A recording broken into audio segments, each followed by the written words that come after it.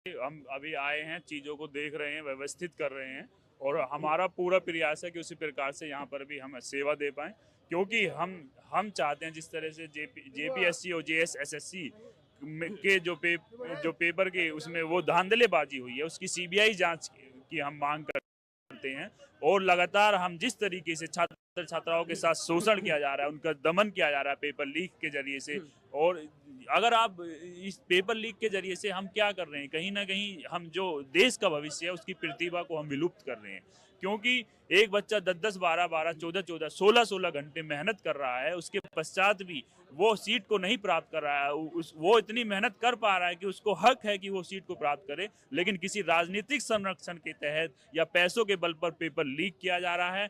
और जो अयोग्य अभ्यर्थी हैं पेपर लीक के जरिए से, जैसे हमने राजस्थान की भी एक न्यूज पढ़ी थी पहले, पैरामेडिकल का पेपर लीक हुआ था और 5.5 लाख रुपए में पेपर बेचा जा रहा था, 45 से 40 लोग वहां पर गिरफ्तार हुए थे। तो इसका क्या अर्थ है? कहीं ना कहीं जो योग्य अभ्यर्थी हैं, हम इस प्रकार से उन योग्य अभ्यर्थियों के साथ अन्याय कर रहे हैं, और जो वो राष्ट्र की प्रतिभा है उनके साथ हम अन्याय कर रहे हैं। जो पैरामेडिकल में जो अयोग्य अभ्यर्थी जाएंगे, जो बच्चे पढ़े नहीं, बिल्कुल भी कुछ नहीं किए, और धांधली के जरिए से वो आगे उनको बढ़ाया जा रहा है। अब वही लोग कल हमारा चिकित्सा के लिए हमारा इलाज करेंगे, हमारे बच्चों का इलाज करेंगे, तो फिर कैसे अच्छी चिकित्सा मिल पाएगी? और धांधली के जरिए से जो शिक्षक भर्ती हो रहे हैं, वही लोग अगर बच्चों को पढ़ाएंगे, फिर देश का भविष्य कहाँ जाएगा?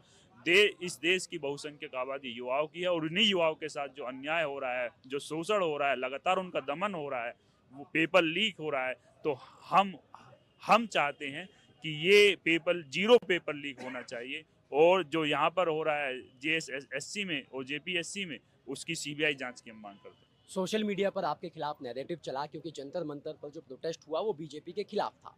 यहाँ पर बीजेपी की सरकार नहीं है तो आप यहाँ पर नहीं दिखे, तो लोगों ने बहुत ट्रोल किया आपको कि आप कहाँ हैं जुनैद भाई, यहाँ क्यों नहीं है, सेवा क्यों नहीं कर रहे, खाना क्यों नहीं खिला रहे।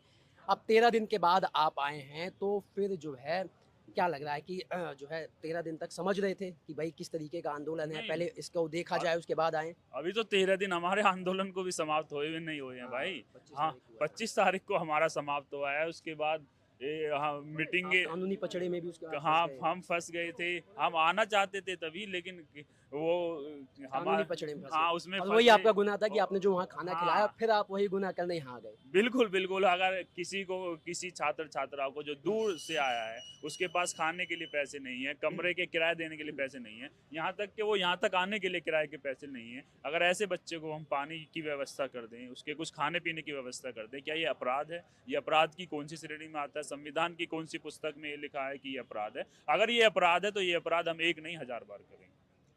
थोड़ा अगर आप स्टेटस बता पाएँ जो आपकी कानूनी लड़ाई चल रही है, कल सुप्रीम कोर्ट में हियरिंग थी, तो वहाँ पर अगर आप बता सकें कि क्या कुछ हुआ, क्या सुनवाई हुई और अगली सुनवाई की तारीख कब दी गई है? वो मैं उसमें चूंकि कोर्ट में मामला है, उस पर मैं टिप्पणी नहीं करना चाहता। अगर आप चाहते हैं तो मैं अपने लॉयर का वो आपको संपर्क हाँ। सूत्र दे दूंगा, आप उनसे पूछ सकते चलिए आखिरी सवाल मेरा ये है कि 5 तारीख को कल जो है वहाँ पर मीटिंग हुई अभिजीत दीपके के घर पे छत्रपति संभाजी नगर में। हैं। हाँ, उनको लेकर भी बड़ी सोशल मीडिया पर मांग चल रही है कि उन्हें वो यहाँ सब पर आना लोग चाहिए। वो सब लोग भी यहाँ पर आप आएंगे। उनके टच में हैं बराबर अब? बिल्कुल बिल्कुल, उन्होंने सोशल मीडिया के माध्यम से बोला भी है, लेकिन इस तरह से गलत नैरेटिव जो गढ़ा जाता है और ये बोला जाता है, यहाँ से भी कुछ आवाजें ऐसी गई कि वो हमें उनकी आवश्यकता नहीं है, हमें जुनैद की आवश्यकता नहीं है। लेकिन जब हमने सच्चाई सामने निकल कर आई कि वो कोई अलग ही यहाँ के लोगों में से नहीं था, कोई अलग ही व्यक्ति था।